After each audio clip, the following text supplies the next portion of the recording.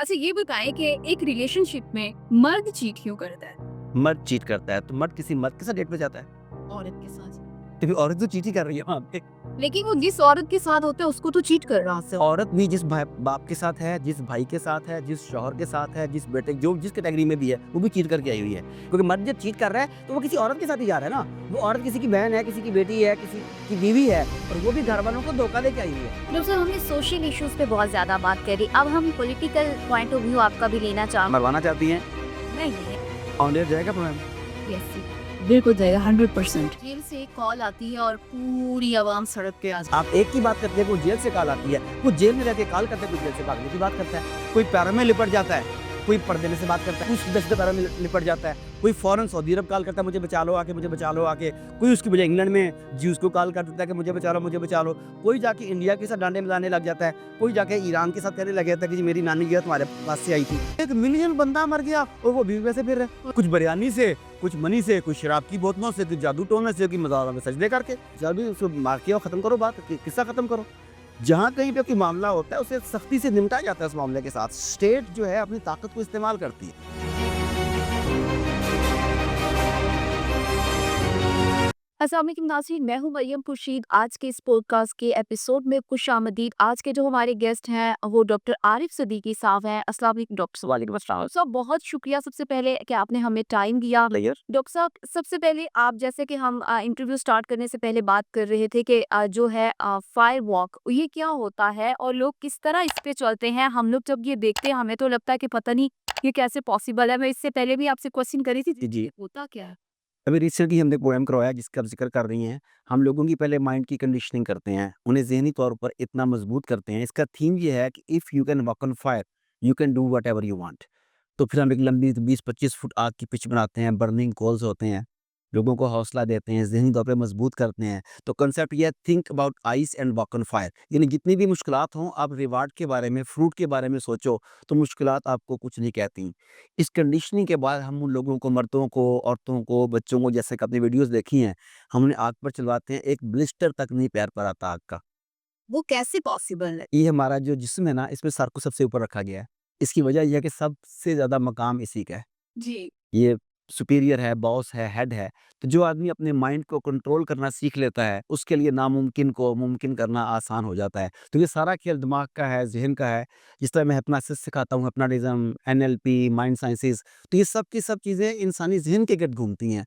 तो जिसने अपने ज़हन को काबू कर लिया, उसके लिए मामलात बहुत आसान हो जाते हैं। और डॉक्टर साहब, एक हिप्नोटिज्म होता है, ये एक्चुअली होता क्या है और इससे बीमारियों का इलाज भी किया जाता है, क्या ये वाकई दुरुस्त है? असल में तो ये हिप्नोसिस, इसे पूरे वेस्ट में हिप्नोथेरेपी कहा जाता है। एक्चुअली तो नफ्सियाती बीमारियों के इलाज के लिए है। यहाँ पर लोगों ने इसे स्टेज ड्रामों के लिए, स्टेज शोज़ के लिए, मदारी करतब दिखाने के लिए इस्तेमाल किया हुआ है। कुछ लोगों के ज़हनों में खौफ बहुत है इसके, कि पता नहीं इसके ज़रिए मेरी पर्सनल इन्फॉर्मेशन लोग छीन लेंगे। एक आप लोगों ने, पता नहीं आपने पढ़े कि नहीं पढ़े, हम लोगों ने सस्पेंस और जासूसी डाइजेस्ट बोर्ड पढ़े हैं। उसमें कहानी होती थी देवता, उसमें जनाब वो ज़हन को काबू कर लेता था हिप्नोटाइज़ करके। तो लोगों के ज़हन में वो कांसेप्ट है। लेकिन एक्चुअली ये हिप्नोथेरेपी है जिसके ज़रिए किसी किस्म का खौफ, डर, phobia, low self esteem, depression, anxiety, OCD, कोई भी मसला है आपका जिसका ताल्लुक आपके ज़हन के साथ है, हम हिप्नोसिस के ज़रिए रेगुलर कन्वेंशनल साइकोलॉजी की निस्बत बहुत तेज़ उसका इलाज करते हैं। समटाइम्स 1 या 2 सेशन में मरीज़ का मसला हल हो जाता है। अच्छा, इसको नशा जो आदत होती है, नशे की, ड्रग्स की एडिक्शन, उसको छुड़वाने के लिए जी, उसके लिए भी इसके ट्रांसीज़, इसकी थेरेपी जो है इस्तेमाल की जाती है। लेकिन साथ-साथ उसके लिए ज़रूरी है वो रिहैब सेंटर में हो, वरना दोबारा दोस्त उसे नशे की पुड़िया पकड़ा देंगे और हमारा काम ज़ाया हो जाएगा। तो उसे एक मर्तबा आइसोलेट करना ज़रूरी है। उसके बाद ये तमाम की तमाम चीज़ें उसे हेल्प आउट करेंगी। और ये वेट लूज में भी हेल्प करता है? एक्ज़ैक्टली, साइकोलॉजी के साथ इसका ताल्लुक भी है। देखिए, कुछ लोग कुछ खाते हैं, खाई जाते हैं, खाई जाते हैं, खाई जाते हैं और उनका वज़न नहीं बढ़ता। और कुछ लोग सिर्फ़ खजूरों को देख लें, मिठाई को देख लें, मिठाई की द मिठाई की दुकान के आगे से गुज़रते हैं तो वज़न बढ़ जाता है। डेफ़िनेटली बॉडी केमिस्ट्री का भी फ़र्क होता है, लेकिन सोचों का भी फ़र्क होता है। तो हम जब आपको अगर वेट लॉस की बात करें, तो जब हमारे पास वेट लॉस के क्लाइंट आते हैं, तो हम ना सिर्फ़ ये कि उन्हें न्यूट्रिशन के हवाले से, फूड के हवाले से गाइड करते हैं, फिर उन्हें एक्सरसाइज़ भी बताते हैं, क्योंकि मैं ब्लैक बेल्ट 4 डान हूँ कराटे में भी। मैंने वर्ल्ड चैंपियनशिप लड़ी हुई है, मुझे उसकी भी नो-हाउ है। तीसरा, हम उनकी मेंटल कंडीशनिंग के लिए उनकी पर्सनैलिटी के मुताबिक ऐसे ट्रांसेस बना के देते हैं, जब वो कान पे लगा के सुनते हैं साथ-साथ, तो वो फैट बर्निंग का प्रोसेस उनका फास्ट हो जाता है। बड़ी मज़े की चीज़ है। अच्छा। अच्छा, इसके जो रिज़ल्ट्स होते हैं वो कितने परसेंट इसके रिज़ल्ट्स आते हैं कंपैरेटिवली मेडिसिन्स के? 90 टू 96% हमारा सक्सेस रेट जो है वो 90 टू 96% है। लेकिन लोग तो इस चीज़ पे इतना बिलीव नहीं करते। आप किसी से भी बात करेंगे तो वो इसको कहेगा कि बस जाने दें, हम डॉक्टर के पास जाते हैं और जी। ये बीमारी डॉक्टर से पहली बात तो ये है कि वो डॉक्टर के पास भी नहीं जाना चाहते। आप तजुर्बा कीजिए, आप 4 आदमियों में बैठ के कहिए कि मेरा सर दर्द कर रहा है। एक कहेगा चाय पी लो, एक कहेगा जुशाना ले लो, एक कहेगा पेनाडोल ले लो। ये कोई नहीं कहेगा कि डॉक्टर के पास जाओ। वो सारे खुद अपने डॉक्टर ही हैं। दूसरी बात ये है कि इसकी भी अवेयरनेस नहीं है। हमारे यहाँ जो चीज़ें पढ़ाई जाती हैं, पढ़ी जाती हैं, आपको इल्म है कि हम लोग तकरीबन मॉडर्न वर्ल्ड से 50 साल पीछे हैं एग्ज़ैक्ट और ये बिल्कुल नई चीज़ें हैं यहाँ पे अभी। तो यहाँ 50 साल के बाद जो है ना लोगों में समझ आएगी कि आरिफ सिद्दीकी ठीक कह रहा था। तो उस वक़्त तक जो समझदार लोग हैं, जो पूरी दुनिया को एक्सप्लोर करते हैं, हमारे पास वो आते हैं और मुतमईन होके जाते हैं। इसके जो इफ़ेक्ट्स होते हैं वो लॉन्ग टर्म होते हैं, परमानेंट होते हैं या टेम्परेरी होते देखिए, जिस तरह आपकी किसी भी किस्म की बीमारी हम जिस्मानी बीमारी की बात कर लेते हैं। आपको बुखार हुआ, आपने दवाई खाई, चंद दिन आप ठीक हो गई। अब ये गारंटी नहीं है कि सारी ज़िंदगी दोबारा बुखार नहीं होगा। वो बीमारी तो ठीक होगी लेकिन हैं? दोबारा की मिस आप करेंगी, कोई बदपरहेज़ी करेंगी, कोई गलती करेंगी, सर्दी लग जाएगी, फिर हो सकता है। तो जो डिज़ीज़ है आपकी इसमें वो ठीक हो जाती है। लेकिन आस-पास से नेगेटिविटी, सोसाइटी के प्रॉब्लम तो साथ-साथ चल रहे होते हैं। उनकी वजह से दोबारा की मसला आता है, हम उसे भी सॉल्व कर देते हैं। हम इधर मौजूद हैं हेल्प करने के लिए। जी। अच्छा डॉक्टर साहब, अब हम थोड़ा-सा सोशल इश्यूज़ की तरफ आते हैं। डॉक्टर साहब, सबसे पहले मुझे ये बताएँ कि एक अच्छा बिज़नेस सेटअप करने के लिए कौन-कौन सी ऐसी चीज़ें हैं जो उसको मद्देनज़र रख के हम एक अच्छा बिज़नेस स्टार्ट कर सकते हैं? तो ये सवाल बड़ा अहम है और मज़े का है, लेकिन मैं इसका ना गैर रवायती जवाब देना चाहूँगा। अच्छा बिज़नेस करने के लिए कन्वेंशनल एजुकेशन को बाय-बाय कहना पड़ेगा। जो आपको कॉलेज, यूनिवर्सिटीज़ में बिज़नेस पढ़ना सिखाया जाता है, वो जो रनिंग बिज़नेस हैं, उनके अंदर एक मशीन का पुर्ज़ा बन के फिट होने के लिए पढ़ाया जाता है। अगर आप अपना बिज़नेस करना चाहते हैं, तो वो एजुकेशन आपके लिए नहीं है, क्योंकि कॉलेज की, यूनिवर्सिटी की एजुकेशन में आप एमबीए करने के बाद भी जॉब ढूँढ रहे होते हैं। हालाँकि एमबीए तो जॉब प्रोवाइडर होना चाहिए, वो जॉब सीकर कहाँ से हो गया? इसलिए कि वो इदारा कॉर्पोरेट स्लेव पैदा करता है। हम कहते हैं कि दुनिया कॉर्पोरेट वर्ल्ड बन गई है, ये सॉरी ग्लोबल विलेज है। तो ग्लोबल विलेज में जो स्लेव चाहिए होते हैं, वो ये हमारे मॉडर्न एजुकेशनल इंस्टीट्यूट्स वो पैदा करते हैं। तो अगर आपने अपना बिज़नेस नए सिरे से स्टार्ट करना है, एंटरप्रेन्योर बनना है आपने, तो सबसे पहले तो उस कन्वेंशनल एजुकेशन को सिर्फ़ इसलिए हासिल करें, एक डिग्री लग जाए आपके साथ और आपको अल्फ़ाज़ की शनाख्त आ जाए और आपको ये पता लग जाए कि जो ये पढ़ा रहे हैं वो नहीं करना। ये ये ये है पहली बात। दूसरी बात हमारे यहाँ एक आम कॉन्सेप्ट ये है कि बिज़नेस करने के लिए ना बहुत सारा पैसा चाहिए। लेकिन दुनिया में जितने बड़े-बड़े बिज़नेसेस हैं, जो बहुत बड़े-बड़े बिज़नेस हैं, वो तमाम के तमाम या ड्राइंग रूम से शुरू हुए या गैरेज से शुरू हुए या बेडरूम से शुरू हुए या किसी दोस्तों ने मिलके छोटा-सा फ्लैट किराए पे लिया जिसमें बेड नहीं था उनके पास, वहाँ से स्टार्ट हुए। इससे पता ये चलता है कि बिज़नेस करने के लिए बहुत सारा सरमाया नहीं चाहिए। एक ख़्वाब ख़्वाब कि मैंने कुछ करना है, विज़न, मुश्किल मिज़ाजी, इस्तिकामत और मुसलसल सीखने का जज़्बा होना चाहिए। ये है पहली चीज़। आप कुछ भी इसके बाद कर सकते हैं।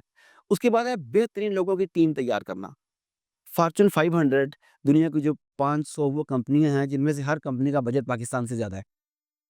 आप हैरान होंगी कि फ़ॉर्च्यून 500 में मौजूद जितनी भी कंपनी है, किसी एक कंपनी का सीईओ या उसका हेड जो है, वो पीएचडी डॉक्टर नहीं है।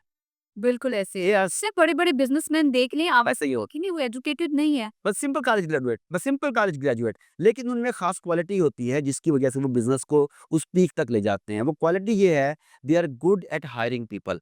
वो अपनी फ़ील्ड के बेहतरीन लोगों को अपने लिए काम करने पर आमादा कर लेते हैं। एक आदमी ने 20-25 साल लगा के एमबीए किया, एक ने सीए किया, एक ने कुछ और किया। उन सबका तुम्हें 50,000 दूँगा, तुम्हें 1 लाख दूँगा, तुम्हें 1.5 लाख दूँगा, तुम मेरे लिए काम करो और कमा के मुझे दो, जो बचेगा मैं तुम्हें दे दूँगा। अब वो जो लोग जिन्होंने 30-30 साल और मिलियंस ऑफ रुपीज़ अपनी एजुकेशन में स्पेंड किए होते हैं, वो एक सिंपल कॉलेज ग्रेजुएट के लिए काम करने लग जाते हैं क्योंकि उसका माइंडसेट जॉब का माइंडसेट नहीं होता। तो सबसे पहली चीज़ है जब आप टीम बनाएँ, तो अपने से बेहतर लोगों की टीम बनाएँ। हम इनसिक्योरिटी का शिकार होते हैं। मैं चाहता हूँ कि मैं हर उस बंदे को अपने साथ हायर करूँ जो मुझसे कम हो, मैं चौधरी बना रहूँगा, बॉस। तो अगर आपने बॉस बनना है तो फिर बॉस बनेंगे, बिज़नेस ही चलाएँगे। बिज़नेस चलाना है तो आपको वो बनना चाहिए जो आपको मशवरा दे सके। आप सारों को मशवरा ना दें, तो अपनी टीम उसके मुताबिक सेट करें। उसके बाद तीसरी चीज़ है आपने किस पर काम करना है। दुनिया में इस वक़्त सबसे ज़्यादा जो बिज़नेसेस अर्न कर रहे हैं ना, वो नॉन कन्वेंशनल हैं। वो आइडियाज़ के ऊपर चलते हैं। ख़ा वो अमेज़न पे बुक स्टोर्स हों या वो ऑनलाइन शॉपिंग हो या वो कोई ऐप्स हों, कुछ भी वो आइडियाज़ हैं। उन आइडियाज़ को जब आपने फ़िज़िकल कंक्रीट शक्ल दी, तो रातों रात आपका मियार ज़िंदगी क्या, आपकी नस्लों का मियार ज़िंदगी बदल गया। व्हाट्सएप लेने में ख़ैर $19 बिलियन का सेल हुआ था, जस्ट वन ऐप, और आप अंदाज़ा करें कि उसकी प्राइस क्या थी। फेसबुक भी ऐसे ही, जब उसने अपने पार्टनर्स को पैसे दिए, गालिबन 300 मिलियन के करीब पैसे दिए हैं, उनसे जान छुड़ाई है, उससे एक ऐप थी ये उस वक़्त, ये भी ना। तो जब आप आइडियाज़ के ऊपर काम करते हैं, जब वो पे बैक करता है तो बहुत ज़्यादा पे बैक करता है। तो आप बड़ा सोचें, अच्छी टीम बनाएँ और रूटीन की एजुकेशन से हट के कुछ आइडिया लाएँगे, तब कामयाब होंगे। अच्छा डॉक्टर साहब, जब आप बिज़नेस करते हैं उसमें लोग पार्टनरशिप करते हैं। पार्टनरशिप करते हुए कौन-सी चीज़ें हैं जो हमें देखनी चाहिए कि हमें कैसा पार्टनर अपने बिज़नेस में लाएँ? क्योंकि पार्टनर्स कभी-कभी ऐसा होता है कि पूरा का पूरा बिज़नेस स्पॉइल हो जाता है, बिज़नेस आइडिया जब वो सेपरेट होते हैं। हाँ, कभी-कभी नहीं, अक्सर ऐसा होता है। ये आपने ज़रा लिवरेज लिया है कि कभी-कभी ऐसा, अक्सर ऐसा होता है। और हमारे यहाँ मुहावरे भी ऐसे हैं, मसलन एक मुहावरा है, साझे की हांडी बीच चौराहे में फूटती है। तो अंग्रेज़ी में कहते हैं कि don't do business with a friend, you will lose both. क्योंकि ये मामलात मुसलसल ऐसे चल रहे होते हैं। अब देखें, आप किसी भी आदमी ने जिसने रोना रोया है ना कि मेरे पार्टनर ने मेरे साथ अच्छा नहीं किया, उससे पूछें कि जब आपने पार्टनर को सिलेक्ट किया था, या पार्टनर ने आपको सिलेक्ट किया था, आपने किन चीज़ों को आइडेंटिफ़ाई किया था? अच्छा, उसमें उन्होंने देखा होगा पैसे कितने हैं इसके पास, स्किल्स कौन-कौन सी हैं इसके पास। सिर्फ़ पैसा देखते हैं आजकल। चलो, पैसा कुछ स्किल्स की वजह से भी, मुझे कई लोग जो है ना अपने साथ पार्टनर रखना चाहते हैं due to my public speaking, मेरी कम्युनिकेशन स्किल्स, कि आपका इमेज, आपका फेस इस्तेमाल करना चाहते हैं, become a partner for business. खैर, आपके स्किल्स, आपकी सोशल प्रोफाइलिंग, आपका पैसा, आपके लिंक्स, आप कहाँ-कहाँ से काम निकलवा सकते हैं, उन्होंने ये चीज़ें देखी होती हैं।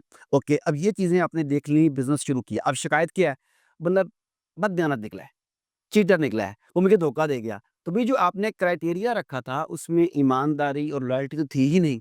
अगर आपको ईमानदारी और लॉयल्टी का शिकवा है तो क्या चूज़ करते हुए, पार्टनरशिप डीड बनाते हुए, क्या एग्रीमेंट में ये आपने देखा था? वो था ही नहीं। तो जिस चीज़ की रिक्वायरमेंट नहीं थी वो मिलनी भी नहीं है। तो मेरा ख़्याल है कि पार्टनरशिप करने से पहले ये देखें कि वो बंदा कौन है। ये इतना अहम है कि जो लोग पेट्स वग़ैरह रखते हैं अपने, कुछ लोग घोड़े रखते हैं, ज़्यादा और बड़े चले जाते हैं, कुछ कुत्तों का शौक होता है, तो मेरे कई ऐसे दोस्तों ने, मिलता हूँ मैं, किसी ने बिल्लियाँ रखी हुई हैं, तो वो उसकी ब्लड लाइन देख के फैसला करते हैं कि ये घोड़ा कितना कीमती है, ये कुत्ता फलानी नस्ल का है, ये रखना है। तो भई कुत्ता रखने के लिए तुम लोग नस्ल और उसकी ब्लड लाइन देखते हो। घोड़े पर सवारी करने से पहले ये देखते हो कि ये घोड़े की ब्लड लाइन क्या है, कहाँ से आया है। तो जिस इंसान के साथ अगले 30 साल पार्टनरशिप करनी है, उसका भी जायज़ा ले लो भाई। क्योंकि सबसे पहले उसका अखलास, उसकी सिंसियरिटी, उसके अंदर का बंदा जाँचें। अगर तो अंदर का बंदा ठीक है, तो बाकी मामलात खुद ब खुद ठीक हो जाएँगे। अगर अंदर का बंदा ठीक नहीं है, तो आज नहीं तो कल उसने कर आप पिट जाएँगे। अच्छा, डॉक्टर साहब ये बताएँ कि हमारी जो यूथ है उसको अपना करियर सिलेक्ट करने के लिए क्या करना चाहिए? आप उसकी कैसे रहनुमाई करेंगे? सवाल बहुत अहम है। पहली बात तो ये मैं कहूँगा कि करियर सेलेक्ट करने के लिए आप जॉब की तलाश ना करें, जॉब्स पैदा करें। जब आप जॉब में जाते हैं तो प्रॉब्लम्स आती हैं। सैयदना रसूल करीम सल्लल्लाहु अलैहि वसल्लम से मंसूब एक रवायत में है, रिज़्क के 10 में से 9 हिस्से तिजारत में हैं। अच्छा, अगर ये हदीस रवायात के साथ दुरुस्त है, तो इसका मतलब है कि 90% जो है इकोनॉमी, वो उन लोगों के हाथ में है जो बिज़नेस करते हैं, और हमारे 90% लोग जॉब करते हैं। अच्छा, अब 10% रिज़्क की तक़सीम होगी 90% लोगों में, और 90% रिज़्क की तक़सीम होगी 10% लोगों में। तो आपने गलत रास्ता चूज़ किया है। मैं अपनी किताब है, मैं उसकी एक ओपनिंग स्टोरी आपको सुनाता हूँ, आपके हवाले से एक मैसेज यूथ तक चला जाएगा। हमारे यहाँ, बल्कि हम भी ना प्रोग्राम शुरू करने से पहले बात कर रहे थे कि कोई बीमार हो जाए, किसी के अंदर कह दे जाके ग्रुप में कि मेरा सर दर्द कर रहा है, तो डॉक्टर के पास जाने को कोई नहीं कहता, अपने-अपने मशवरे देते हैं। बैरून मुल्क हर चीज़ के लिए कंसल्टेंट होता है। तो एक आदमी को मालियाती मसाइल थे। उसने सोचा कि मैं किसी फाइनेंशियल कंसल्टेंट से पूछता हूँ कि मेरी ज़िंदगी कैसे बदलेगी। उसने उसकी हैंडसम किस्म की फ़ी पे की, मुकर्रर वक़्त वहाँ पहुँचा, दरवाज़ा खोला, उसका ख़्याल था अंदर कोई सेक्रेटरी वग़ैरह बैठी होगी, वो साथ लेके वो कंसल्टेंट के पास ले जाएगी। लेकिन जैसे ही दरवाज़ा खोला, आगे फिर 2 दरवाज़े। एक दरवाज़े के ऊपर लिखा हुआ अपना काम करने वाले, एक पर लिखा हुआ जॉब करने वाले। वो जॉब करता था, उसने वो दरवाज़ा खोला। जैसे ही दरवाज़ा खोला, आगे फिर 2 दरवाज़े। एक पर लिखा हुआ माहाना 1 मिलियन या ज़ायद कमाने वाले, एक पर लिखा हुआ 1 मिलियन से कम कमाने वाले। वो चूँकि कम कमाता था, उसने वो दरवाज़ा खोला। तो आगे लिखा हुआ महीने का कम से कम 3 लाख रुपए बचाने वाले या ना बचा सकने वाले। वो नहीं बचाता था, उसने वो दरवाज़ा खोला। आगे फिर 2 दरवाज़े।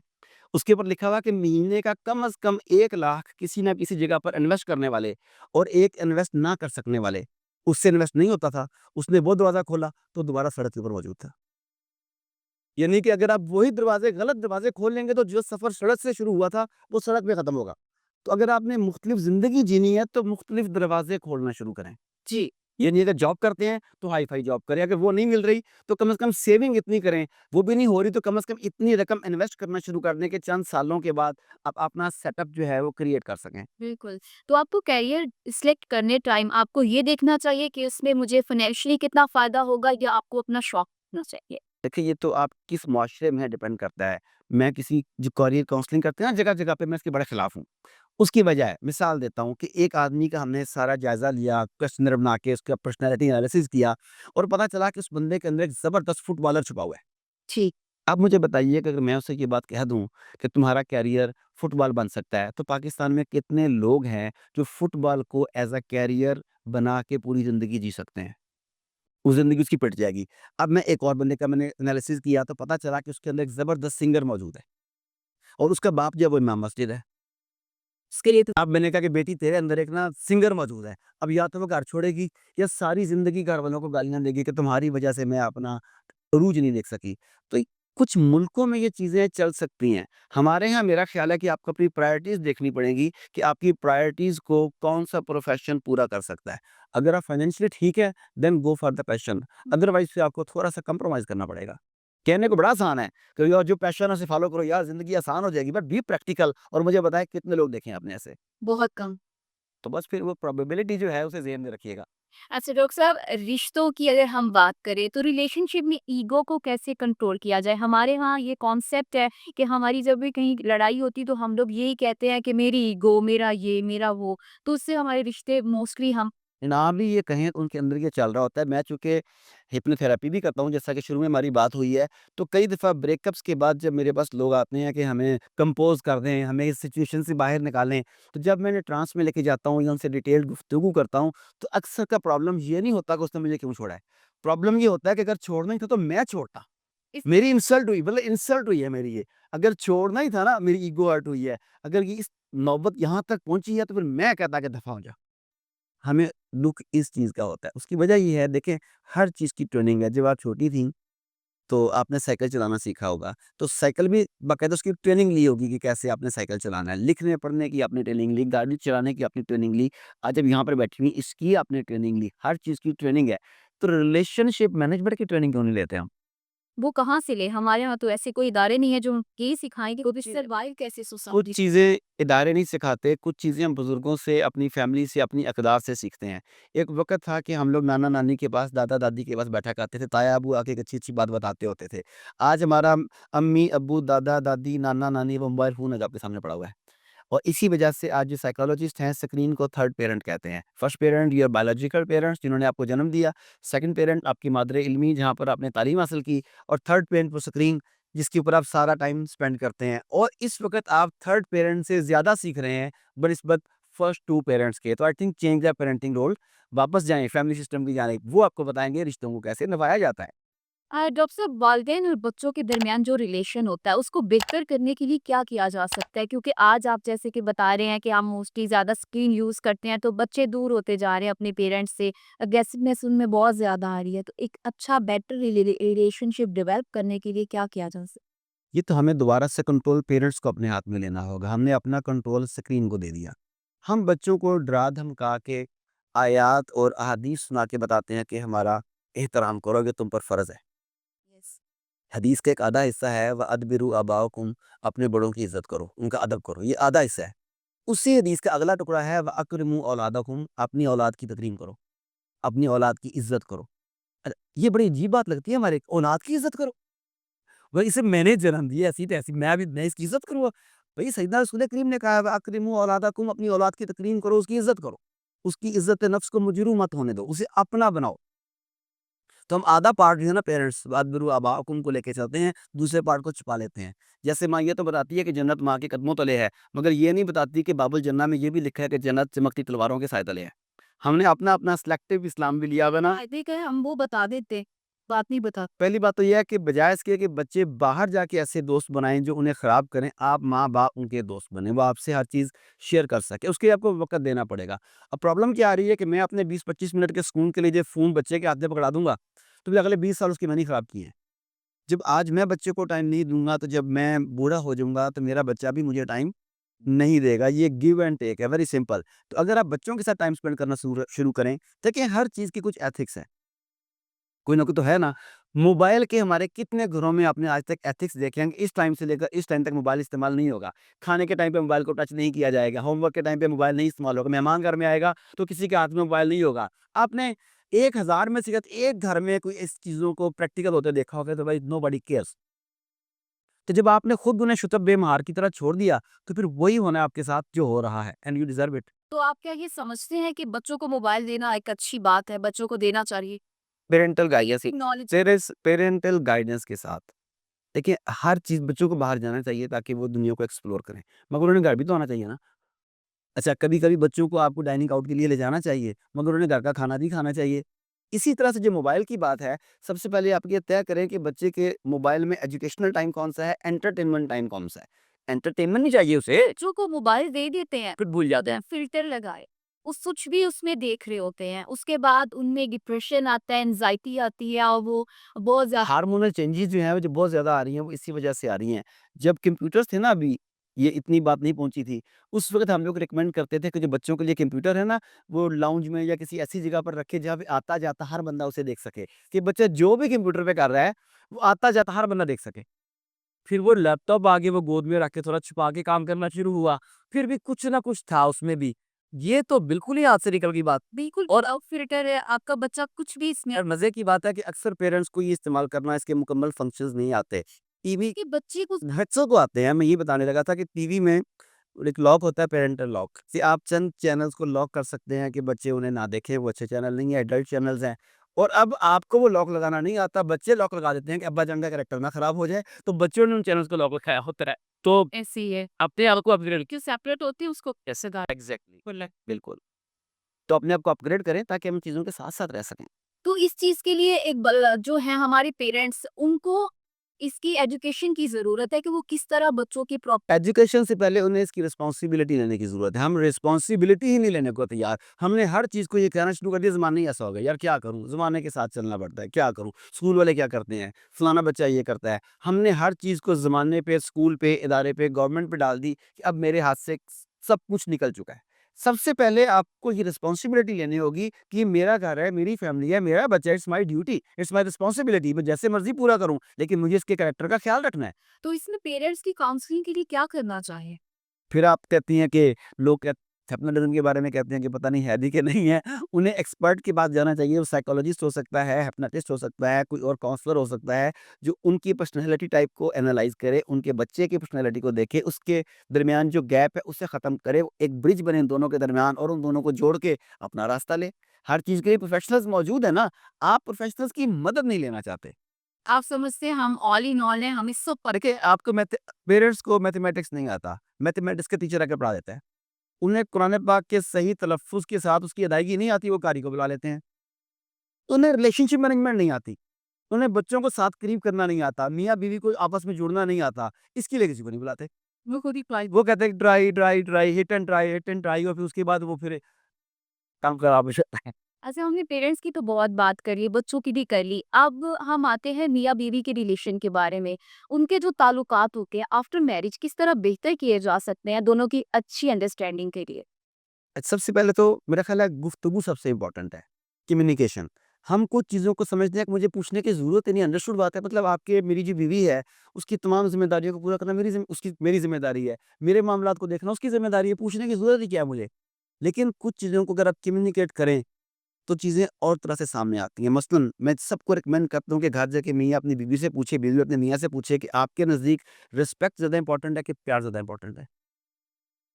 आपके नज़दीक रिस्पेक्ट ज़्यादा इम्पोर्टेंट है कि सूट ज़्यादा इम्पोर्टेंट है? बिल्कुल। आपके नज़दीक बाहर जाते हुए अच्छे कपड़े पहनना इम्पोर्टेंट है कि डाइनिंग आउट ज़्यादा इम्पोर्टेंट है?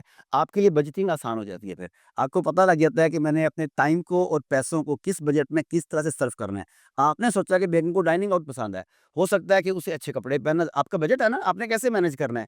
हम मोहब्बत का इज़हार भी बाज़ वक़्त गालियाँ दे के कर रहे होते हैं, तू-तड़ाक करके कर रहे होते हैं।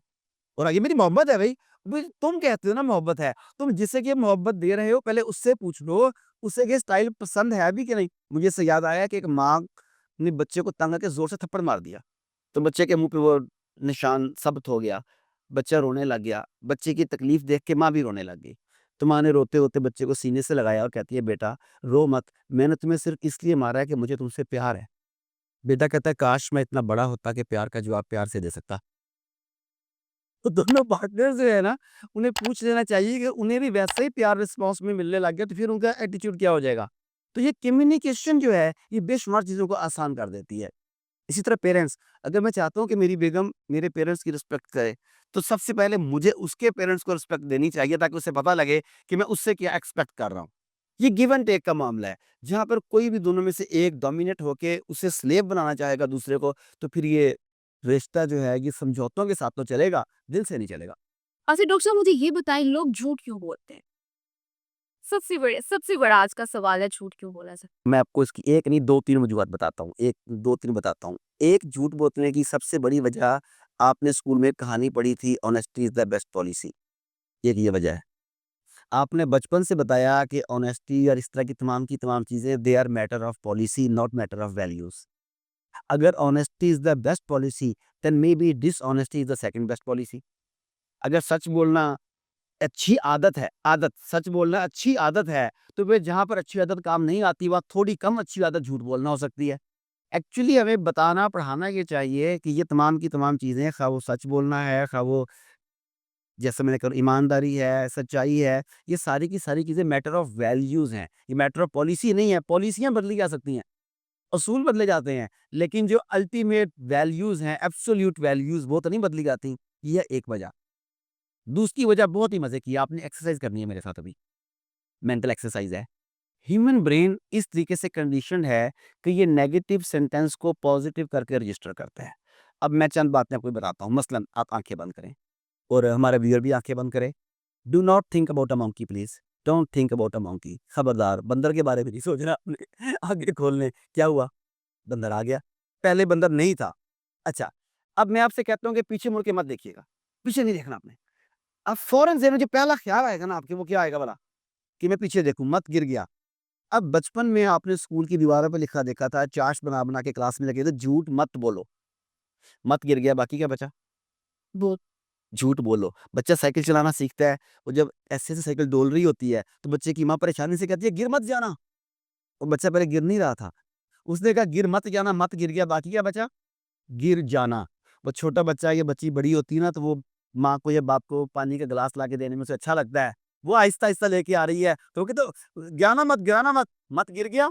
मेरे साथ ये प्रैक्टिकली हो यस। तो आपका माइंड जो है वो नेगेटिव सेंटेंस का नो या मत गिरा देता है, उसे पॉजिटिव रजिस्टर करता है। तो सबसे पहली बात तो ये है कि आपको अपने फ़िक्रों को मुस्बत अंदाज़ में ढालना सीखना चाहिए। दूसरी बात बच्चों को भी सिखाना चाहिए, खुद भी जानना चाहिए कि ये तमाम की तमाम चीज़ें एब्सोल्यूट वैल्यूज़ हैं, ये मैटर ऑफ पॉलिसीज़ नहीं है। और तीसरी चीज़ जो हम घरों में आप डिस्कशन करते हैं, बच्चा उससे भी सीखता है। हम कहते हैं यार पाकिस्तान में ना रिश्वत और सिफ़ारिश के बगैर काम नहीं होता। यार ईमानदार आदमी पाकिस्तान में तरक्की नहीं कर सकता। को बता रहे हो। अब जो आप कह रहे हैं बच्चे के लिए आप रोल मॉडल हैं। बच्चे के लिए आप रोल मॉडल हैं। जो आप कह रहे हैं बच्चे ने उसे अडॉप्ट कर लिया, फिर उसने अमली ज़िंदगी में वही कुछ करके दिखाया। तो आई थिंक सेंटेंसेस को ठीक करें, ज़िंदगी ठीक हो जाएगी। डॉक्टर साहब जिंदगी में हर किसी को ना किसी न किसी बात का खौफ होता है उस पर काबू कैसे पाया जा सकता है? Face the fear. अगर आपको अंधेरे से डर लगता है, तो आप क्या करेंगी? अब मैं अंधेरे में नहीं जाऊँगी, पर डर तो वहीं पे है ना। आपको ऊँचाई से डर लगता है, मैं नहीं जाती ऊँचाई पे, पर डर तो वहीं पर है ना। उस डर को ख़त्म करने के लिए आपको उसे फ़ेस करना पड़ेगा। आज इस वक़्त आप माइक के सामने बैठी हैं, इसी वक़्त आप गूगल करें अगर तो दुनिया में जो टॉप 10 फ़ियर्स हैं, उनमें से 3 फ़ियर्स पब्लिक स्पीकिंग, स्क्रीन और कैमरे का फ़ियर है, माइक का फ़ियर है। और वो बहुत बड़ा मतलब टॉप 10 में आती है फ़ियर्स। आप वही बात बैठ के कर सकते हैं, उसी बात को खड़ा के करने लगे टाँगें काँपने लग जाती हैं। वही बात आप रूटीन में कर लें, सामने अगर आपके माइक आ जाए, तो आपकी ज़ुबान लड़खड़ाने लग जाती है। वही बात करते-करते 4 आदमी मोबाइल आपके साथ ओपन कर लें कि आपकी वीडियो बन रही है, तो आप और ज़्यादा कन्फ्यूज़ हो जाते हैं। खौफ़ है ना? अच्छा आपने इस खौफ़ को कैसे ख़त्म किया? स्क्रीन के सामने आ गई। माइक के खौफ़ कैसे ख़त्म किया? माइक के सामने आ गई। मैं ड्राइविंग करते हुए डरती हूँ, आपने क्या किया? आपने ड्राइविंग सीख ली। तो जिस चीज़ से डर लगे, वो ही करना चाहिए। तो वो खौफ खत्म हो जाता है। इसके अलावा और कोई तरीका नहीं है। जी डॉक्टर मुझे ये बताएं कि पाकिस्तान में डाइवोर्स रेशियो इतनी ज्यादा क्यों हो रही है? देखिए इसमें 3-4 मेजर पार्ट हैं, हमें हर एक को बारी-बारी देखना पड़ेगा। सबसे पहले तो डाइवोर्स करवाने में इंटरेस्ट किसका है? हम समझते हैं कि शायद वो मियाँ-बीवी की आपस में नहीं बन रही, शायद ख़ानदान के लोग ऐसे हैं, वो लगाई-बुझाई कराने वाली औरतें होती हैं हर फ़ैमिली में, वो बीज मालो टाइप। हो सकता है कि उनकी वजह से लड़ाइयाँ होती हों, ये सारी पॉसिबिलिटीज़ हैं। वो हर ख़ानदान में एक ऐसी बूढ़ी औरत होती है, जो काना-फूसी करती है, जिसके बारे में सूरह फलक और सूरह नास उतरी है, वो लड़की तैयार होके बाहर गई है, किहदे वास्ते तैयार होके जा रही है बाहर? आदमी लेट आया है, किहदे नाल फ़ोन ते गल्लां करदा रहिंदा है? वो जानबूझ के ऐसी काना-फूसियाँ करती है कि दिलों में वसवसे पैदा हों और फासले पैदा हो जाएँ। ये हम उस खातून को बीज मालो खातून कहते हैं। अच्छा। तो उसके अलावा इंटरनेशनली अगर देखें तो कॉर्पोरेट वर्ल्ड ये चाहता है कि हमारी फैमिलीज़ जो है वो स्प्लिट फैमिलीज़ हों। अब उससे फ़ायदा उन्हें क्या होगा? देखिए मैं और आप जब अपने-अपने घरों में थे, अपने पेरेंट्स के साथ थे, तो घर में आम तौर पे एक टीवी होता था पूरे घरवालों के लिए, उसकी भी टाइमिंग होती थी। उसके बाद एक ही फ़ोन होता था, 3-4 पंखे होते थे, एक कमरे में एसी लगा होता था। एक साइकिल या मोटरसाइकिल या गाड़ी जो सवारी आपकी कैपेसिटी के मुताबिक है, एक आध वो सवारी होती थी, एक इस्त्री होती थी, एक वॉशिंग मशीन होती थी, एक फ्रिज होता था। ये सारी चीज़ें एक-एक थी जो पूरे ख़ानदान के लिए काफ़ी थी। जब एक एसी चलता था, तो मियाँ, बीवी, बच्चे सारे उस वक़्त आके ना 4-5 उस कमरे में आके बैठ जाते थे। एक पंखे के नीचे सारे बैठ जाते थे। खाना इकट्ठे एक हांडी में सारे खाना खा लेते, ये सारा पॉसिबल था। अच्छा, अब जब फैमिली स्प्लिट होती है, अब मियाँ-बीवी अलहदा हो गए। सबसे पहले तो ना मियाँ-बीवी अपने माँ-बाप से अलहदा हुए। अच्छा 2 घर बन गए एक की बजाय। जब एक की बजाय 2 घर बने तो नया घर, नया किराया, नया एसी, नया टेलीविज़न, नया फ्रिज, नई इस्त्री, डबल हो गया काम। अब 2-3 साल फिर मियाँ-बीवी इकट्ठे रहे, उनकी लड़ाई करवाई जाए। अब वो फिर स्प्लिट हो गया, बीवी अलहदा डाइवोर्स लेके, सेपरेशन लेके अलहदा रह रही है, बंदा अलहदा रह रहा है। अब क्या होगा? 2 नए घर फिर बनेंगे। ये तमाम चीज़ें इलेक्ट्रिसिटी, एनर्जी उस तरह कंज़्यूम होगी। अब हस्बैंड को खाना पकाना नहीं आता, वो होटल जाएगा, होटल इंडस्ट्री फ्लोरिश करेगी। वो अपने कपड़ों के लिए ड्राई क्लीनर के पास जाएगा, ड्राई क्लीनिंग की इंडस्ट्री फ्लोरिश करेगी। बेगम एंटी डिप्रेसेंट खाएगी, फार्मा इंडस्ट्री फ्लोरिश करेगी। दोनों के बच्चे सफ़र करेंगे, वो चाइल्ड साइकोलॉजिस्ट के पास जाएँगे, तो जो साइकोलॉजिस्ट हज़रात हैं, उनका कारोबार तरक्की करेगा। तो देखिए कि कितने बिज़नेसेस फैमिली को स्प्लिट करके ग्रो कर रहे हैं, तो वो इसके लिए फिर मीडिया का सहारा लेते हैं। मीडिया में आपको जो ड्रामे दिखाए जाते हैं, उन ड्रामों में बताया जाता है कि मेरी वो तो ख़ैर मुहावरा पुराना हो गया, पर मेरा जैसे मेरी मर्ज़ी। और आजकल उन्होंने चेंज कर दिया, आजकल वो कह रहे हैं माई लाइफ़ माई रूल्स। वो ज़रा ज़्यादा वल्गर हो गया था ना, इसको उन्हें हाँ, तो उसे छोड़ दिया। अब कॉलेज की बच्चियाँ कहती फिरती हैं माई लाइफ़ माई रूल्स। अच्छा भई, तुम्हारी कहाँ से लाइफ़ तुम्हें दी गई है लाइफ़? तुम्हें इस ख़ास घर में भेजा गया है, एक ख़ास मुल्क में भेजा गया, ख़ास उम्मत में पैदा किया गया, तुम्हारे ऊपर रिस्पॉन्सिबिलिटी है। It's not your life and your rules. अच्छा, लेकिन हमें ये बताया माई लाइफ़ माई रूल्स। अब उसके बाद फिर आगे गड़बड़ शुरू हो जाती है। फिर अगर आप अपने मोबाइल फ़ोन्स में उन फ़िल्टर्स को देखें जो मुख्तलिफ़ ऐप्स ने दिए हुए हैं, वो इंस्टाग्राम का फ़िल्टर अलहदा है, टिकटॉक का अलहदा है, फलाने का अलहदा है। उन्होंने अनरियलिस्टिक ब्यूटी के अनरियलिस्टिक स्टैंडर्ड्स फिट कर दिए हैं। आपके चेहरे को कैसे दुबला करके दिखाना है, टमी अंदर कैसे दिखानी है, होंठों को कैसा दिखाना है, आँखें बड़ी कैसे दिखानी है, हेयर स्टाइल कैसा आपको दिखाना है, वो कुछ भी नहीं होता, वो ऐप के ज़रिए सारा कुछ चेंज कर देते हैं, रंग कैसा दिखाना है आपका। अच्छा, अब उन चीज़ों को देख-देख के ब्यूटी के ऐसे अनरियलिस्टिक स्टैंडर्ड्स जो हैं हम लोगों ने बना लिए कि जब हम घर जाते हैं, तो औरतों को मर्द और मर्दों को औरतें अच्छी नज़र नहीं आ रही होती। क्योंकि अपनी स्क्रीन पे वो चीज़ आपने जो स्क्रीन पर देखा है, अब आप उससे कंपेयर जब करते हैं, तो आपको लगता है कि वो जन्नत है कि जहन्नम है। आपको ऐसे लगता है। इसी तरह जब आप टीवी एक्टर्स को या फ़िल्म एक्टर्स को देखते हैं, अच्छा लोग समझते हैं कि वो वाक़ई बड़े हीरो होते हैं, वो हीरो नहीं होते, इंतहाई डफ़र होते हैं। अच्छा, बहुत कम ऐसे हैं जो सचमुच में स्ट्रॉन्ग होते हैं। एक्चुअली उन्होंने वो वेस्ट पहनी होती है, जिसपे सिक्स पैक नज़र आ रहे होते हैं। एक्चुअली उनका तोन निकली होती है, उसकी उन्होंने वो जैकेट पहनी होती है, जिसपे वो नज़र आता है, ज़ाहिर ऐसा लगता है कि बड़ा मज़बूत आदमी, एक्चुअली दे आर नॉट। अच्छा, बेगम में जो मूवीज़ वगैरह में वो स्टंट वगैरह सर वो स्टंटमैन होता है। हमारे बच्चे उसको ट्राई करते हैं, समझते हैं कि ये रियल लाइफ में हो एक्चुअली वो कुछ और होता है। अब बेगम ने भी देखा कि मर्द तो ऐसा स्ट्रॉन्ग, ऐसा मस्कुलर बॉडी होती है, मेरे वाले का पेट इतना निकला हुआ है। अच्छा, अब वो फिर पसंद-नापसंद के मामलात बहुत ज़्यादा खराब हो जाते हैं। यहाँ से भी जब पसंद-नापसंद खराब हो गई, तो पसंदीदगी बदल गई। एक रिज़न जाते हैं। हाँ, वहाँ से शुरू हुआ, पहले कॉर्पोरेट वर्ल्ड से, मीडिया से आया, अनरियलिस्टिक स्टैंडर्ड्स आ गए, हमारे टीवी ड्रामे आ गए, जिसमें ये भी बताया जाता है कि जो शादी है हमारी, ये एक ड्यूटी है और मोहब्बत जो है वो दिल वाला मामला मैं अलग निभा सकती हूँ। इसके साथ भी अब सेपरेशन होने लग गई। और उसके बाद फिर जब हमने खातून को इंडिपेंडेंट करने की बात की, जब उसने कमाना शुरू किया, उसके स्टैंडर्ड्स फिर चेंज हो गए। अब वो जब बाहर गई, अपना कमाती है, अपनी मर्ज़ी का खर्च करती है, फिर उसे शौहर की थोड़ी कमाई भी बुरी लगती है और शौहर को उसकी हर बात ज़हर लगती है कि पहले ये ऐसी नहीं थी, अब ये ऐसे क्यों कर रही है?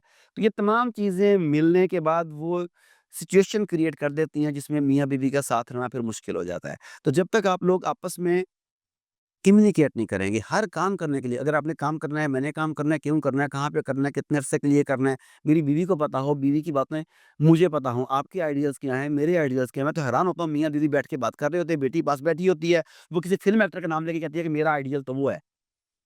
और इतना ये चीज़ें डिसेंसिटाइज़ हो गई हैं, इतनी नॉर्मलाइज़ हो गई हैं, आप अंदाज़ा करें। उसको शाबाश दे रहे हो, कहने गुड। हाँ, आप अंदाज़ा करना कि मैं ऐसे थोड़ा बॉटम पे देखें तो आपसे बर्दाश्त नहीं होगा, अपर पे कैसे बर्दाश्त करते हैं? मैं और मेरी बेगम मिसाल दे रहा हूँ सिर्फ़, अल्लाह करे मेरी बेगम ये प्रोग्राम ना देखे। अच्छा, मैं और मेरी बेगम हम किसी फ़ंक्शन में बैठे हुए हैं और वहाँ से एक लड़की तैयार होके जा रही है, मैं कहता हूँ माशाल्लाह कितनी प्यारी है देखना ज़रा, इसका कलर, इसका हेयर स्टाइल कितना अच्छा है। तो क्या मेरी बेगम बर्दाश्त करेगी उस वक़्त? बिल्कुल नहीं।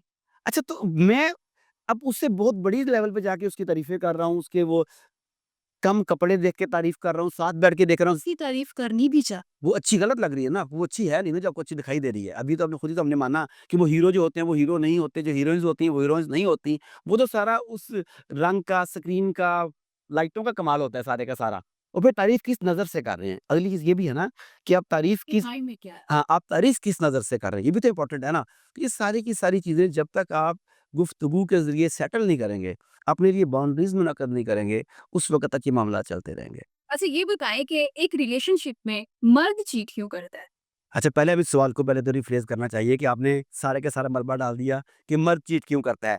अब पहली बात मैं आपसे अब सवाल का रोल प्ले चेंज करते हैं, मैं सवाल पूछूँगा, आप जवाब देंगी आज। मर्द चीट करता है, तो मर्द किसी मर्द के साथ डेट पे जाता है? औरत के साथ। तो फिर औरत तो चीट ही कर रही है वहाँ पे। लेकिन वो जिस औरत के साथ होता है उसको तो चीट कर रहा है। औरत भी जिस बाप के साथ है, जिस भाई के साथ है, जिस शौहर के साथ है, जिस बेटे जो जिस कैटेगरी में भी है, वो भी चीट करके आई हुई है। This is two way traffic, पहली बात तो ये। तो हम सवाल बदलते हैं अब। अब सवाल ये है कि मर्द और ख़वातीन चीट क्यों करते हैं? क्योंकि मर्द जब चीट कर रहा है, तो वो किसी औरत के साथ ही जा रहा है ना। वो औरत किसी की बहन है, किसी की बेटी है, किसी की बीवी है और वो भी घरवालों को धोखा दे के आई हुई है। वो भी किसी न किसी जगह पर चीट करके आई हुई है। तो ये सवाल बदल गया। चीट कर रहा है, उसने तो उसको चीट नहीं किया ना। जिस औरत के साथ मिलने गया, वो तो चीटर है ना। वो चीटर है। इसका मतलब है कि औरतें भी इससे सीधे ही होता हाँ, हाँ, इसका मतलब यही हुआ कि औरतों में भी चीटर्स हैं, मर्दों में भी चीटर्स हैं। अब अगर मैं थोड़ी लिबर्टी लूँगा, तो चूँकि ख़वातीन की तादाद 56% है, तो ज़्यादा चीटर औरतें हैं। जस्ट टैक्स के हवाले से बात कर रहा हूँ मैं। ये तो मज़ाक हो गया, ये तो मज़ाक हो गया। अच्छा, अभी मैंने आपसे बात की थी ग़ालिबन इससे पिछले सवाल में टीवी ड्रामों की। उसमें बताया था कि आपने कुछ चीज़ों को इतना नॉर्मलाइज़ कर दिया, डिसेंसिटाइज़ कर दिया कि अब वो चीज़ें मायूब नहीं लगती। उन्होंने कहा कि जो मियाँ-बीवी का रिश्ता है, ये हमने फैमिली के प्रेशर में किया। अम्मी ने कहा था, अब्बू ने कहा था, तो मैंने उनकी खुशी के लिए कर लिया और मैं अपनी ज़िम्मेदारी पूरी कर रहा हूँ। लेकिन दिल के मामलात में यहाँ पर पूरे कर रहा हूँ। तो उन्होंने ड्रामों के ज़रिए, लिटरेचर के ज़रिए, कहानियों के ज़रिए, फ़िल्मों के ज़रिए इस चीज़ को सोसाइटी में नॉर्मलाइज़ कर दिया। हालाँकि लफ़्ज़ चीटिंग, लफ़्ज़ एडल्टरी, इसमें इतनी घिन, इतनी नफ़रत, इतनी कड़ाहट होनी चाहिए कि ये कहते हुए बंदा 100 दफ़ा सोचे कि यार मैं बात क्या करने जा रहा हूँ? लेकिन उन्होंने इसके लिए टर्मिनोलॉजी चेंज कर दी। देखिए अब जो टर्मिनोलॉजीज़ चल रही हैं, हम जो प्रोग्राम कर रहे हैं डेफ़िनिटली ये बच्चों का प्रोग्राम नहीं है, तो बताने के लिए बोलना पड़ता है। अब ये क्या टर्म है लिविंग रिलेशनशिप? अच्छा जी, मैं इस रिलेशनशिप में हूँ, कितना अच्छा रिलेशनशिप भी बहन-भाई हो। तो कौन-सा रिलेशनशिप है? अभी दिस इज़ अंडरस्टूड कि किस रिलेशनशिप हम लिविंग रिलेशनशिप में हैं। ये क्या बात हुई? We are friend with benefits. कौन-सा बेनिफिट? अच्छा, तो टर्म्स ऐसी कॉइन कर ली कि वो सोसाइटी के लिए काबिल कबूल हो गई। मिसाल के तौर पर एक नाजायज़ बच्चा है, उसके लिए जो लफ़्ज़ यही है। अब आपने टर्म ली वेस्ट से लव चाइल्ड, कितना अच्छी टर्म है। यस। अब लव चाइल्ड किसी कौन कौन उससे घिन खाएगा, उस काम से घिन खाएगा कि यार लव चाइल्ड है। तो जब आप टर्म बदल देंगे, तो उसके साथ फीलिंग्स जो हैं, जो एसोसिएट होनी चाहिए, वो बदल जाएँगी और चीज़ें आपके लिए काबिल कबूल हो जाएँगी। तो ये इसकी वजूहात हैं कि हमें इन तमाम चीज़ों को जो मैंने ज़िक्र किया, खा वो मीडिया हो, आस-पास के लोग हों, टर्मिनोलॉजी हो, बच्चे-बच्चियाँ जिस टर्मिनोलॉजी की बात करें, उस पे गहरी नज़र रखनी चाहिए, तभी इन चीज़ों को कंट्रोल किया जा सकता है। डॉक्टर साहब हमने सोशल इश्यूज पे बहुत ज्यादा बात करी, अब हम पॉलिटिकल पॉइंट ऑफ व्यू आपका भी लेना चाह। मरवाना चाहती हैं? नहीं नहीं ऐसा कोई हेरा फेरी नहीं है। डॉक्टर साहब अभी जो करंट पॉलिटिकल सिचुएशन चल रही है आप उसको कैसे देख? ऑन एयर जाएगा प्रोग्राम? यस सी बिल्कुल जाएगा 100%। चलिए ठीक है। जो हमारी करंट सिचुएशन है, पहले तो ये देखें हम किस दायरे के गिर्द घूम रहे हैं। हम जिस दायरे के गिर्द या जिस दायरे के अंदर घूम रहे हैं, आप लोग उस दायरे को कहते हैं डेमोक्रेसी। और डेमोक्रेसी को आप लोग स्पेलिंग बोलते हैं DEMOCRACY। मैं इसे स्पेल करता हूँ डेमनक्रेसी। DEMON, डेमन, अफरीत, बला, आसेब, चुड़ैल, डेमोक्रेसी, ये वो आसेबों की हुकूमत है जो हमारे मुल्क को खाई जा रही है। डेमोक्रेसी वो है कि आपकी एक लीडर थी, खातून वज़ीर-ए-आज़म, उसने कहा था कि जमहूरियत बेहतरीन इंतकाम है, और वाक़ई पूरी कौम से इंतकाम ले लिया उन्होंने, पूरी कौम की तबाही फेर दी जमहूरियत के नाम के ऊपर आप लोगों ने। अब आप देखिए कि वो कहते हैं कि जो सबसे पॉपुलर तारीफ़ है ना डेमोक्रेसी की या डेमोक्रेसी की, वो है government of the people, for the people, by the people. इसे मैं रिफ्रेज़ करता हूँ, government of the people, O double F off, far, FAR, far from the people, दोहा and to buy the people, BUY, buy. लोगों को खरीदो, ईमान में पहुँच जाओ, लोगों को खरीदो, ईमान में पहुँच जाओ, लोगों को खरीदो, ईमान में पहुँच जाओ, ये है। बढ़िया। मनी मनी, हाँ, कुछ बिरयानी से, कुछ मनी से, कुछ शराब की बोतलों से, कुछ जादू टोने से, कि मज़ारों में सजदे करके, कोई एक है। बिरयानी तो एक पार्ट है, दूसरे पार्ट भी हमें साथ-साथ लेके चलने हैं ना। अच्छा, ये है एक वजह इसकी कि हम उस निज़ाम में हैं, जो निज़ाम हमारे लिए है ही नहीं। निज़ाम तो ये था, अल्लाह की ज़मीन, अल्लाह का निज़ाम। क्या आप जानती हैं? आप यकीनन नहीं जानती। मुझे आपकी आँखों में भोलपन नज़र आ रहा है असल में। आप नहीं, मैं बताता हूँ आपको। व्यूअर्स, आप भी क्या जानते हैं कि आपके पार्लिमानी निज़ाम में आपका पार्लिमेंटेरियन अल्लाह से बड़ा है?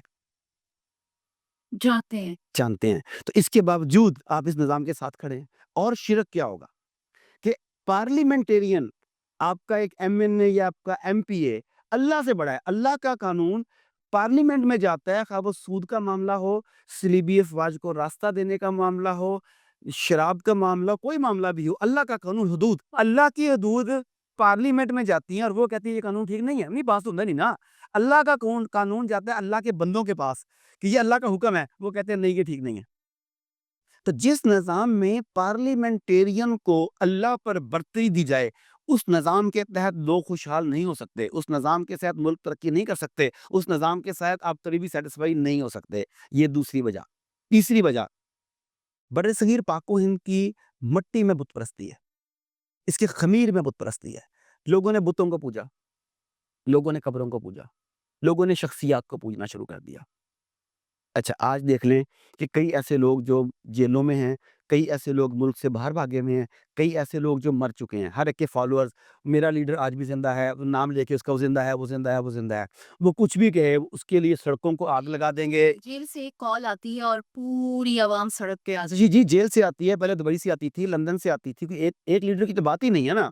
आप मुझे बता दीजिए, कोई एक मुझे बता दें, किसकी एक बता दें कि वो ठीक है। मैं आपको उसका चर्चा बता देता हूँ। आप एक की बात करते हैं कि वो जेल से कॉल आती है, कोई जेल में रह के कॉल करता है, कोई जेल से भागने की बात करता है, कोई पैरों में लिपट जाता है, कोई पर्दे में से बात करता है, बैकडोर से बात करता है, कोई सीधा-सीधा पैरों में लिपट जाता है, कोई फ़ौरन सऊदी अरब कॉल करता है, मुझे बचा लो आके, मुझे बचा लो आके, कोई उसकी बजाय इंग्लैंड में ज्यूज़ को कॉल कर देता है कि मुझे बचा लो, मुझे बचा लो, कोई जाके इंडिया के साथ डांडे मिलाने लग जाता है, कोई जाके ईरान के साथ कहने लग जाता है कि जी मेरी नानी जो है तुम्हारे पास से आई थी। Everyone has same things. हत्ता कि आपके मज़हबी रहनुमा भी ले लें। जो मज़हबी सियासी रहनुमा है, मतलब एक है मज़हबी, एक मज़हबी सियासी।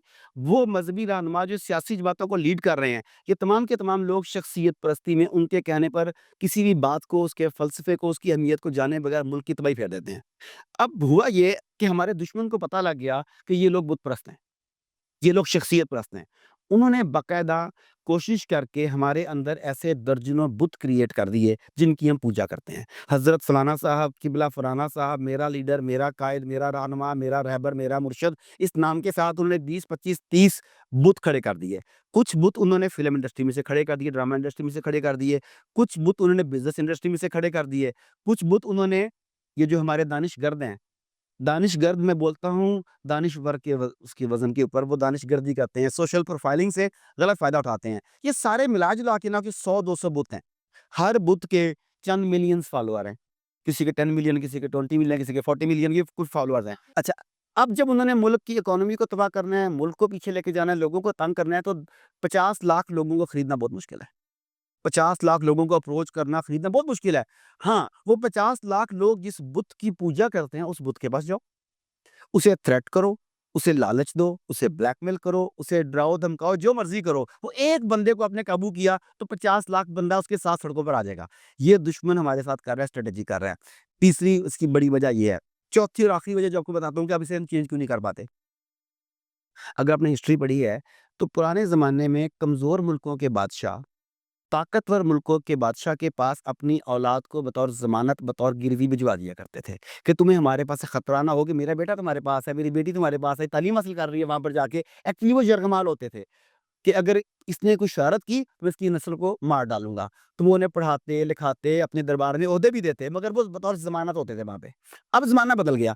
अब उन्होंने यरगमाल भेजने की बजाय एजुकेशनल स्कॉलरशिप्स के नाम पे आपके बच्चों को किडनैप करना शुरू किया। अशराफिया के बच्चे। ये क्या वजह है कि जो अशराफिया है, सिर्फ़ उन्हीं के बच्चों को यूनिवर्सिटी में स्कॉलरशिप मिलते हैं। ये टॉप यूनिवर्सिटीज़ हैं। अच्छा, ये बच्चे वहाँ पर चले गए। इनका तमाम खर्चा उन्होंने लेना शुरू कर दिया। फिर इनके वालिदैन को उनसे मिलवाने के लिए टिकट्स भेजी जाने लगीं। फिर उन्हें कैसीनो लेके जाया गया, नाइट क्लबों में लेके जाया गया, उनके रंगीन लम्हात को फ़िल्म बंद किया गया, बात खत्म हो गई। तो ये जो आपके हालात हैं, ये जो मैंने आपको दायरा बना के दिए, आप मुझे बताएँ इस दायरे से बाहर की बात है तो बता दें। सब कुछ यही है इन बस। लोगों को वोट्स भी तो हम लोग ही दे।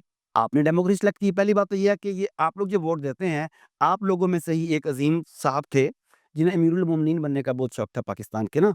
तो उनका कौल है, उनसे मंसूब कौल है कि जमहूरियत में वोट डालने वाले की अहमियत नहीं होती, वोट गिनने वाले की अहमियत होती है। तो आपके इलेक्शंस ऐसे ही होते हैं कि जो वोट गिनता है, वही डिसाइड करता है कि किसके साथ क्या करना है हमने। डालने वाले को लगता है कि हमारे तो इंतखाबात होते हैं उसमें ट्रांसपेरेंसी नहीं पूरी दुनिया में ऐसा होता है। अमेरिका के इलेक्शन आप देख लें क्या हो रहा है। ये आप समझते हैं कि ये ट्रांसपेरेंसी है, पहली बात तो ये। दूसरी बात ये है कि डेमोक्रेसी अगर जो उसकी वेस्टर्न मफ़हूम है, हम उसे मान लेते हैं। सपोज़ मेरा दावा है कि दुनिया में कहीं पर भी जमहूरियत नहीं है, मेरा दावा है। आप पाकिस्तान की बात करती हैं, दुनिया का सबसे बड़ा जो इदारा है बैनुल-अक़वामी अक़वाम मुत्तहिदा है, उसमें 5 ममालिक के पास वीटो पावर है। क्या वहाँ पे डेमोक्रेसी है? यूरोपियन यूनियन में डेमोक्रेसी है? डेमोक्रेसी कहीं पे एग्ज़िस्ट ही नहीं करती। अच्छा, मुल्कों की सतह पे आगे चले, आप पाकिस्तान में आ जाएँ। एक दफ़ा हमारे एक एक्स प्राइम मिनिस्टर थे, उनका दावा था मैं हैवी मैंडेट लेके आया हूँ। हैवी मैंडेट 2 तिहाई अक्सरियत बड़ा था उनका हैवी मैंडेट। अगर आप टोटल देखें तो उस वक़्त कोई 30 से 35% वोट कास्ट हुए थे और उनके वोट 8% थे। यानी कि वो जो 35% 33% वोट कास्ट हुआ, वो बेसिकली 8 पार्टियों में चला गया, 6 पार्टियों में चला गया। तो उनके पास वो 8% आया, उस 8% की बिना पर वो अपने आप को कह रहे थे हैवी मैंडेट और 92% के तो वो कायद नहीं थे। हत्ता कि जिन्होंने अगर आप वोट कास्ट किया, आप उन्हीं को देख लिया। आप देखा ना वोट कास्ट करने वाले का कसूर है। वोट कास्ट किया 35% ने, वोट कास्ट किया 40% ने, तो 60% ने वोट कास्ट नहीं किया। वोट कास्ट ना करना भी एक वोट है कि मुझे सिस्टम पर एतमाद नहीं है। इस इलेक्शन से पिछले इलेक्शन की बात करूँगा, ये इलेक्शन ना ये वाला, इससे पिछले इलेक्शन में कैंपेन चली थी, बड़ी मज़े की थी, मैंने उसकी फ़ेवर की थी। वो कैंपेन ये थी कि वोट डालना हर एक पर फ़र्ज़ किया जाए, लाज़म। जो वोट ना दे, उसे सज़ा हो। लेकिन साथ शर्त हमने ये ऐड की थी कि जो बैलेट पेपर है, उसके नीचे एक खाना और हो, उस पे हो कि इनमें से कोई भी नहीं। और अगर ज़्यादा उस पे क्लिक हो जाएँ, तो उन तमाम लोगों को ताहयात नाअहल करार दे दिया जाए। तो ऐसा तो नहीं हो तो नहीं हुआ, इसलिए कि गवर्नमेंट अमीरों के मफादात के तहफ़्फ़ुज़ के लिए, जागीरदारों के, सनअतकारों के, ताजिरों के मफादात के तहफ़्फ़ुज़ के लिए बनाई जाती है, अवाम के तहफ़्फ़ुज़ के लिए नहीं बनाई जाती। इस्लाम में और डेमोक्रेसी में फ़र्क है कि इस्लाम में अमीरों से ज़कात लेके गरीबों में बाँटी जाती है और डेमोक्रेसी में गरीबों से टैक्सेस लेके अमीरों के चौंचले पूरे किए जाते हैं। तो अगर आपने डेमोक्रेसी में अल्लाह के निज़ाम के खिलाफ जो निज़ाम है, यानी दीन जमहूरियत और दीन इस्लाम, ये 2 दीन हैं और दोनों एक-दूसरे से मुकाबिल हैं। तो आपकी चॉइस है कि आपने दीन जमहूरियत को लेके चलना है या दीन इस्लाम को। तो दीन जमहूरियत के ये सम्राट हैं। यही खूबसूरती है जमहूरियत की कि जो ज़िंदगी आप जी रहे हैं। तो इस सिस्टम को चेंज करने के लिए हम क्या कर सकते हैं 3 स्टेप हैं। बहुत बहुत उम्दा सवाल है, ये बहुत कम लोग ये सवाल पूछते हैं, मेरी बात सुनकर चुप हो जाते हैं वरना। अगला सवाल है करना क्या है? इसके 3 बुनियादी स्टेप है किसी भी चीज़ के। सबसे पहला है अवेयरनेस, दूसरा है प्रिपरेशन, तीसरा है एग्ज़ीक्यूशन। इस प्रोग्राम में आज बैठ के हम लोगों के लिए अवेयरनेस प्रोवाइड कर रहे हैं। लोगों में को यही नहीं पता होगा कि पार्लियामेंटेरियन को अल्लाह से बड़ा रखा हुआ है। या आम लोग ठीक आम सी बात कहते हैं। 60% लोगों अच्छा, इवन वकाला मैं बात करता हूँ, वो कहते हैं जी कि इस पे आइन में लिखा हुआ है आपके कि कोई भी आइन, कोई भी कानून इस्लाम, कुरान और सुन्नत की रूह के खिलाफ नहीं बनाया जाए। फिर तो आइन में लिखा हुआ है। मैं कहता हूँ दिखाओ। ऐसे लिखा हुआ है, उसके आगे भी लिखा हुआ है, कुछ वो नहीं पढ़ते। आगे लिखा हुआ है बशर्ते के मुल्क का इंतज़ामी ढांचा मुतासर ना होता हो। बशर्ते का मतलब है कि अगर होगा तो फिर कुरान और सुन्नत पीछे है, 73 का आइन आगे है। और वो आइन किसने बनाया? इंसानों ने बनाया।